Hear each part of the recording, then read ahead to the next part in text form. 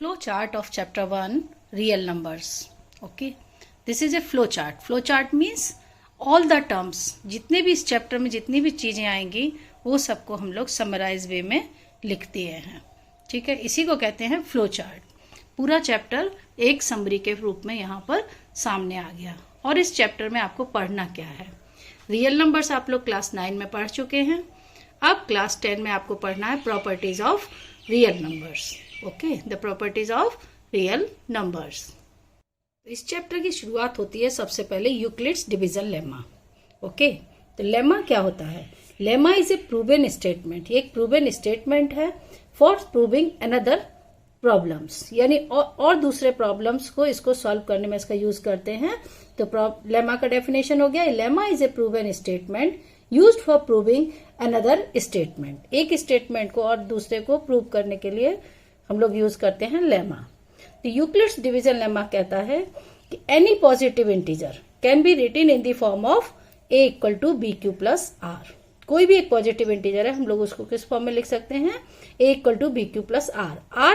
Are क्या है, जो बी 0 से बराबर या 0 से बड़ा और लेकिन बी से छोटा. यानी यहां पर क्या हो गया, बी डिवाइजर, आर हो गया remainder, Q quotient, A is any number.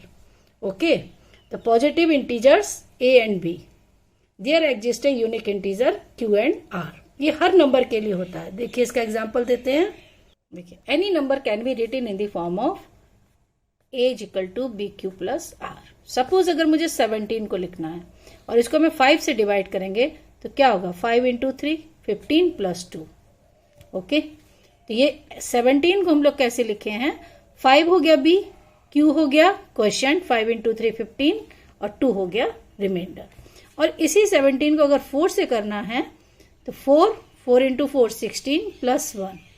तो यानी कोई भी नंबर को हम लोग a equal to B Q plus R के फॉर्म में लिख सकते हैं. r 0 भी हो सकता है. अगर 17 को 17 से ही डिवाइड करना हो तो क्या लिखेंगे, 17 इंटू 1 प्लस 0. तो रिमाइंडर 0 भी आ सकता है, 0 लेकिन इस 17 से छोटा आएगा. या 4 से डिवाइड कर रहे हैं तो 4 से छोटा आएगा. तो इसीलिए कहा गया है कि r is greater than equal to 0 but less than b. b means divisor. Okay, तो यूक्लिड डिवीजन लंबा ये कहता है. इसके बाद देखिए यूक्लिड्स डिवीजन एल्गोरिथम. एल्गोरिथम क्या होती है, series of well defined steps which gives A procedure for solving A type of problem. मतलब इसमें स्टेप्स होते हैं एल्गोरिथम में जो कि कंटिन्यू सॉल्व करने में हेल्प करते हैं. तो देखिए यूक्लिड्स डिवीजन एल्गोरिथम में HCF of any two positive integers a and b with a is greater than b is obtained as follows. ये हमको क्या करना है कि दो नंबर का हमको अगर HCF निकालना है जिसमें a बड़ा है और b छोटा है, तो इसी प्रोसीजर को हम लोग अपनाएंगे. देखिए फर्स्ट स्टेप में क्या करेंगे, अप्लाई यूक्लिड डिवीजन लेमा. जैसे अभी मैंने 17 को ब्रेक करके दिखाया वही है Euclid division lemma. To find to a and b, to find q and r, where a is equal to bq plus r, where r is greater than equal than 0 but less than b. अभी मैं इसका भी example दूंगी. Second step में अगर r 0 आ जाता है, if r equal to 0 then HCF of a and b is b. यानी जिससे रिमाइंडर 0 आ जाए, जिससे डिवाइड करेंगे रिमाइंडर 0 आ गया तो ये HCF हो जाएगा b. लेकिन अगर नहीं आया, if r is not equal to 0 then apply again Euclid's division lemma to b and r to find b1 and r1. जब हम लोग दूसरे से डिवाइड करेंगे तो नेचुरली b1 चेंज होगा, r1 भी चेंज होगा. ठीक है, इफ r1 0 अगर यहां पर ये 0 आ गया it means HCF is b1.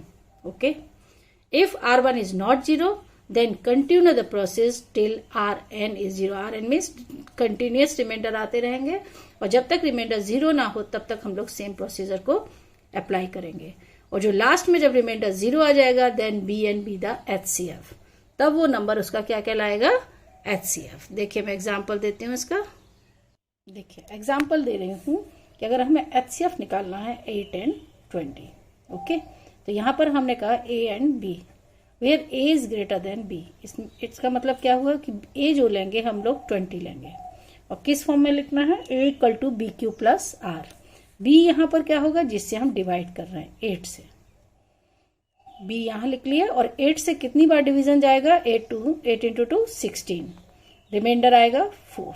देखिए यहाँ पर 8 से अगर डिवाइड करेंगे 20 को तो 2 टाइम्स जाएगा 16 और रिमाइंडर आएगा 4। तो हम लोग इसको क्या लिख सकते हैं, 8 इंटू 2 प्लस 4। अब अगेन अब रिमाइंडर तो 0 यहाँ नहीं आया है, तो हम लोग को ये बी को डिवाइड करना है। बी को यहाँ लिखेंगे और किससे डिवाइड करना है, रिमाइंडर से, यानी 4 से। तो 4 से 8 कितनी टाइम्स जाएगा, 2 टाइम्स और रिमाइंडर आएगा 0।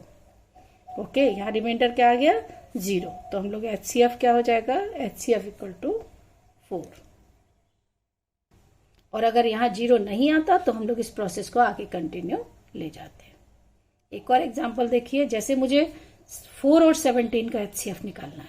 सिंपल, इन दोनों का HCF निकालने के लिए 17 को यहाँ लिखेंगे और किससे डिवाइड करेंगे, 4 से। तो 4 इंटू 4 16 प्लस 1।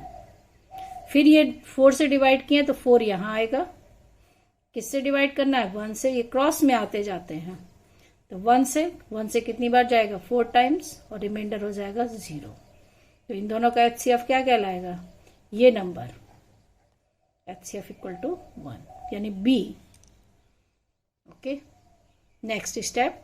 तो HCF कैसे निकालना है यूक्लिड डिवीजन से, इस तरीके से। Next, for any 2 positive integers A and B, HCF of A and B into LCM of A and B equal to AB। यानी ये हम लोग पहले भी पढ़ चुके हैं। Product of 2 numbers is always equal to the HCF into LCM of these 2 numbers. ठीक है, प्रोडक्ट ऑफ 2 नंबर्स हमेशा इक्वल होता है HCF इंटू LCM।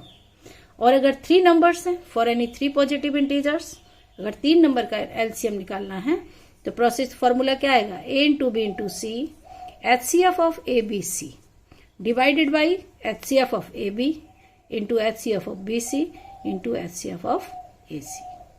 अगर इस फॉर्मूले से हमको चलना है और 3 नंबर का HCF निकालना है तो A into B into C, LCM of ABC by LCM of AB, LCM of BC and LCM of AC।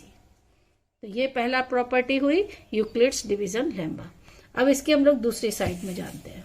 ठीक है, देखिए और क्या है इस चैप्टर में, थोड़ा सा और आगे बढ़िए। देखिए, फंडामेंटल थ्योरम ऑफ अर्थमेटिक, ये क्या कहलाती है कि every composite number can be expressed या factorise as a product of primes and this factorisation is unique. यानी हर नंबर का एक अपना प्राइम फैक्टराइजेशन होगा और वो यूनिक होगा। प्राइम फैक्टराइजेशन आप लोग जानते हैं, जैसे प्राइम फैक्टराइजेशन मीन्स किसी भी नंबर को प्राइम फैक्टर्स में ब्रेक कर देना। देखिए, जैसे एक एग्जांपल लेते हैं 126। अब इसका प्राइम फैक्टराइजेशन करना है तो हम लोग हमेशा से ऐसे ही करते आए छोटी क्लासेस में। देखिए, पहले हम लोग सबसे पहले 2 से डिवाइड करेंगे तो क्या आएगा, 2 इंटू 6 63। फिर 3 से होगा, 2 से तो होगा नहीं क्योंकि ऑड नंबर आ गया, तो 3 से करेंगे 21। फिर 3 से करेंगे 7, फिर 7 से करेंगे 1। तो 126 का हम लोग प्राइम फैक्टराइजेशन क्या लिखते हैं, 2 इंटू 3 इंटू 3 इंटू 7। तो ये इसका यूनिक है, इसको हम लोग और किसी वे में नहीं लिख सकते हैं। यही कहती है फंडामेंटल थ्योरम ऑफ अर्थमेटिक कि कोई भी कंपोजिट नंबर को हम लोग उसका फैक्टराइजेशन, प्राइम फैक्टराइजेशन एक यूनिक होता है, हर नंबर का अपना अलग होगा।